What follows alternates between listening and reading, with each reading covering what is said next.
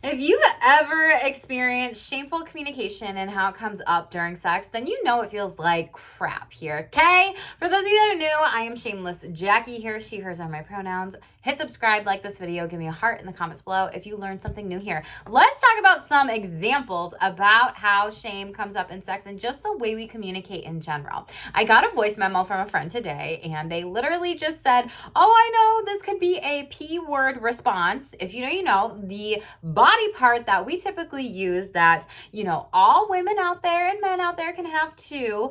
So that starts with a V, but people use the slang term as a P, which is a very sex negative way to talk about ourselves. So think about it. If we are using that word as an insult, it rhymes with mussy. Okay. Think about that overall. That's one way that sex negative communication comes up. Number two, a big one can be body hair. A lot of people will shame people for having body hair, and they'll be like, ew, gross, that's not sexy, or oh my gosh, girl, shave your pits, or whatever. And a lot of times too, what people don't know or realize is everyone has mustaches, okay? You know, all genders have mustaches, everything like that. It's just whether or not like their hair is the same color or a darker color or whatever, right? And so a lot of people will feel shame and feel like, oh my gosh, I have to wax, I have to shave, I have to this, I have to that, right? And this can also get into not being attracted to certain body types, right? And maybe shaming someone's body if they've gained weight, and then, oh, you might be like, oh, I'm not sexually attracted to them anymore. Well, okay, were you only attracted to them physically and sexually? Those are two different things, right? And what else were you attracted to them about? And can you think about those different types of attraction that actually started that spark in the first place? So a couple different things with how sex comes up with shameful communication overall. Some other ways that this can come up as well is I really want to do this video in regards of just thinking about how sex positive, negative, or neutral you are, because that can be on a continuum, right? If we're very sex negative, we might be saying very shameful comments, have a lot of shame within us when it comes to sex, as if like my sexuality, my gender, my relationship, the way I love is bad or something like that, right? And sex positive can be something where it's like everybody deserves sex, everybody deserves love, all genders matters, all sexualities matter here, right? And really coming from this stance of, wow, I'm not going to use body parts that are genitalia to shame other people anymore as an insult, right? And in between can be this neutral kind of stance of like, well, now I want to be able to work through maybe some sexual shame and how I communicate and change it here, right? To be more positive, which takes time, energy, and effort, okay? So let's talk a little bit about different types of things when it comes to comments that maybe you've heard before or during or after sex overall. And if you would like, you can always pause and you can tally if you've heard these or other people have ever said these to you, or this has come up with a conversation, talking to your besties about this or talking to whoever about this, right? You do you at the end of the day, boo, but you don't have to.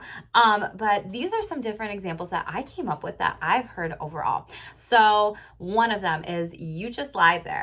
You seem disinterested. Don't be such a, we're going to use the word mussy, okay?